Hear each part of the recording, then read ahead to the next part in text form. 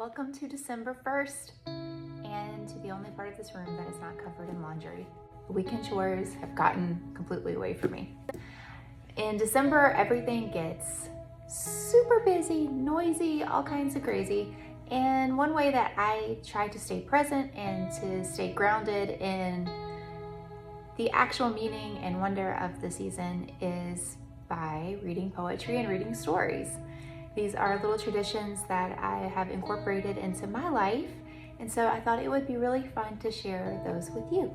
So I'll be sharing something here every day throughout the month of December, a story, a poem, some art that I love.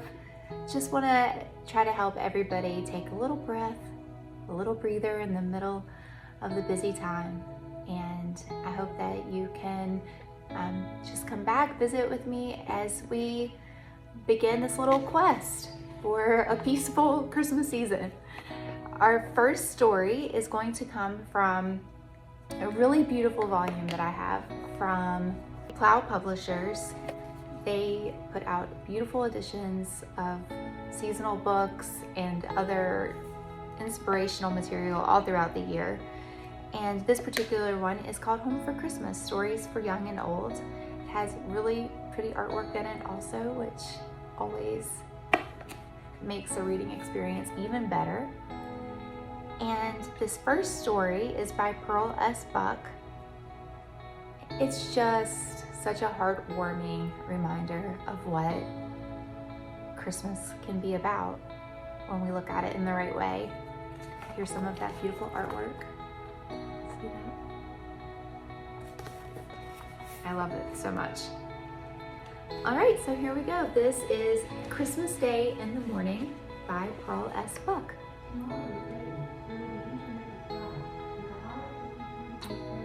And Alexa likes to get in on every conversation. Don't know if y'all heard that. Okay, try again. He woke suddenly and completely. It was 4 o'clock. The hour at which his father had always called him to get up and help with the milking. Strange how the habits of his youth clung to him still. 50 years ago, and his father had been dead for 30 years, and yet he waked at 4 o'clock in the morning. He had trained himself to turn over and go to sleep, but this morning, because it was Christmas, he did not try to sleep. Yet, what was the magic of Christmas now? His childhood and youth were long past, and his own children had grown up and gone. Some of them lived only a few miles away, but they had their own families, and though they would come as usual toward the end of the day, they had explained with infinite gentleness that they wanted their children to build Christmas memories about their houses, not his. He was left alone with his wife. Yesterday she had said, "It isn't worthwhile, perhaps," and he had said, "Oh yes, Alice, even if there are only the two of us, let's have a Christmas of our own." Then she had said, "Let's not trim the tree until tomorrow, Robert, just so it's ready when the children come. I'm tired." He had agreed, and the tree was still out in the back entry. He lay in his big bed in his room. The door to her room was shut because she was a light sleeper, and sometimes he had restless nights. Years ago, they had decided to use separate rooms. It meant nothing, they said, except that neither of them slept as well as they once had. They had been married so long that nothing could separate them, actually. Why did he feel so awake tonight? For it was still night, a clear and starry night. No moon, of course, but the stars were extraordinary. Now that he thought of it, the stars always seemed large and clear before the dawn of Christmas Day. There was one star now that was certainly larger and brighter than any of the others. He could even imagine it moving, as it had seemed to him to move one night long ago. He slipped back in time, as he did so easily nowadays. He was 15 years old and still on his father's farm. He loved his father. He had not known it until one day, a few days before Christmas, when he had overheard what his father was saying to his mother. "Mary, I hate to call Rob in the mornings. He's growing so fast and he needs his sleep. If you could see how he sleeps when I go in to wake him up. I wish I could manage alone." "Well, you can't, Adam," his mother's voice was brisk. "Besides, he isn't a child anymore. It's time he took his turn."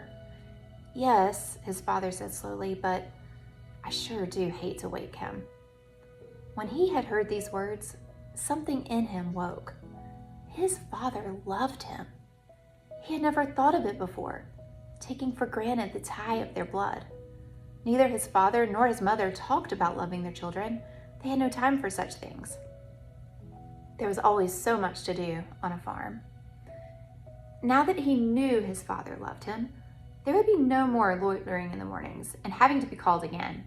He got up after that, stumbling blind with sleep, and pulled on his clothes, his eyes tight shut, but he got up. And then, on the night before Christmas, that year when he was 15, he lay for a few minutes thinking about the next day. They were poor, and most of the excitement was in the turkey they had raised themselves and in the mince pies his mother made. His sisters sewed presents, and his mother and father always bought something he needed, not only a warm jacket maybe, but something more, such as a book. And he saved and bought them each something too. He wished that Christmas he was 15, he had a better present for his father. As usual, he had gone to the 10-cent store and bought a tie. It had seemed nice enough until he lay thinking the night before Christmas, and then he wished that he had heard his father and mother talking in time for him to save for something better. He lay on his side, his head supported by his elbow, and looked out of his attic window. The stars were bright, much brighter than he ever remembered seeing them, and one star in particular was so bright that he wondered if it were really the Star of Bethlehem. "Dad," he had once asked when he was a little boy, "what is a stable?" "It's just a barn," his father had replied, "like ours." Then Jesus had been born in a barn, and to a barn the shepherds and the wise men had come, bringing their Christmas gifts. The thought struck him like a silver dagger. Why should he not give his father a special gift too, out there in the barn? He could get up early, earlier than 4 o'clock, and he could creep into the barn and get all the milking done. He'd do it alone, milk and clean up, and then when his father went in to start the milking, he'd see it all done, and he would know who had done it. He laughed to himself as he gazed at the stars. It was what he would do, and he mustn't sleep too sound. He must have waked 20 times, scratching a match each time to look at his old watch, midnight, and 1:30, and then 2 o'clock. At 2:45, he got up and put on his clothes. He crept downstairs, careful of the creaky boards, and he let himself out. The big star hung lower over the barn roof, a reddish gold. The cows looked at him, sleepy and surprised. It was early for them, too. "So, boss," he whispered. They accepted him placidly, and he fetched some hay for each cow, and then got the milking pail and the big milk cans. He had never milked all alone before, but it seemed almost easy. He kept thinking about his father's surprise. His father would come in and call him, saying that he would get things started while Rob was getting dressed. He'd go to the barn, open the door, and then he'd go to get the 2 big empty milk cans. But they wouldn't be waiting or empty. They'd be standing in the milk house, filled. "What the?" he could hear his father exclaiming. He smiled and milked steadily, 2 strong streams rushing into the pail, frothing and fragrant. The cows were still surprised, but acquiescent. For once they were behaving well, as though they knew it was Christmas. The task went more easily than he had ever known it to before. Milking, for once, was not a chore. It was something else, a gift to his father who loved him. He finished, the 2 milk cans were full, and he covered them and closed the milk house door carefully, making sure of the latch. He put the stool in its place by the door and hung up the clean milk pail. Then he went out of the barn and barred the door behind him.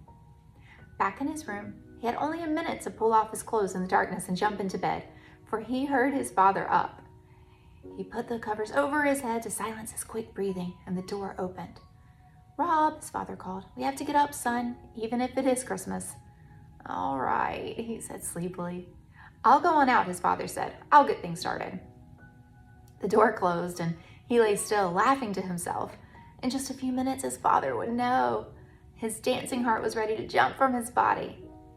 The minutes were endless, 10, 15, he did not know how many, and he heard his father's footsteps again. The door opened, and he lay still. "Rob!" "Yes, Dad?" "You?" His father was laughing, a queer sobbing sort of a laugh.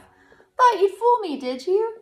His father was standing beside his bed, feeling for him, pulling away the cover. "It's for Christmas, Dad." He found his father and clutched him in a great hug. He felt his father's arms go around him. It was dark, and they could not see each other's faces. "Son, I thank you. Nobody ever did a nicer thing. Oh, Dad, I want you to know, I do want to be good." The words broke from him of their own will. He did not know what to say. His heart was bursting with love. "Well, I reckon I can go back to bed and sleep," his father said after a moment. "No, Hark, the little ones are waked up. Come to think of it, son, I've never seen you children when you first saw the Christmas tree. I was always in the barn. Come on." He got up and pulled on his clothes again, and they went down to the Christmas tree, and soon the sun was creeping up to where the star had been. Oh, what a Christmas.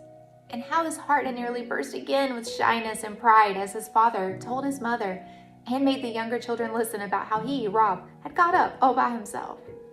"The best Christmas gift I ever had, and I'll remember it, son, every year on Christmas morning, so long as I live."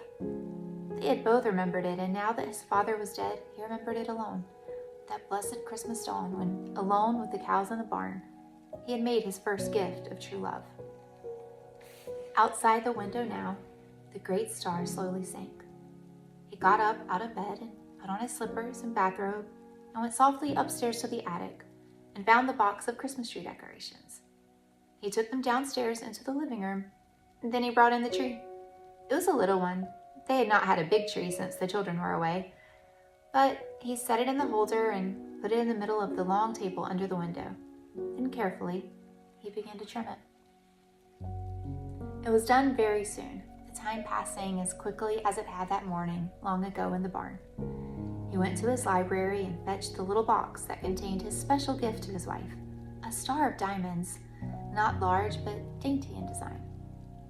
He had written the card for it the day before. He tied the gift on the tree and then stood back. It was pretty, very pretty, and she would be surprised. But he was not satisfied. He wanted to tell her how much he loved her. It had been a long time since he had really told her, although he loved her in a very special way, much more than he ever had when they were young. He had been fortunate that she had loved him, and how fortunate that he had been able to love. Ah, that was the true joy of life, the ability to love. For he was quite sure that some people were genuinely unable to love anyone, but love was alive in him. It still was. It occurred to him suddenly that it was alive because long ago it had been born in him when he knew his father loved him. That was it. Love alone could awaken love. And he could give the gift again and again.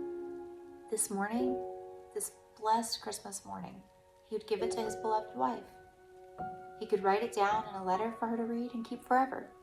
He went to his desk and began his love letter to his wife. "My dearest love." When it was finished, he sealed it and tied it on the tree where she would see it the first thing when she came into the room. She would read it surprised and then moved and realize how very much he loved her. He put out the light and went tiptoeing up the stairs. The star in the sky was gone, and the first rays of the sun were gleaming in the sky. Such a happy, happy Christmas. Happy December 1st.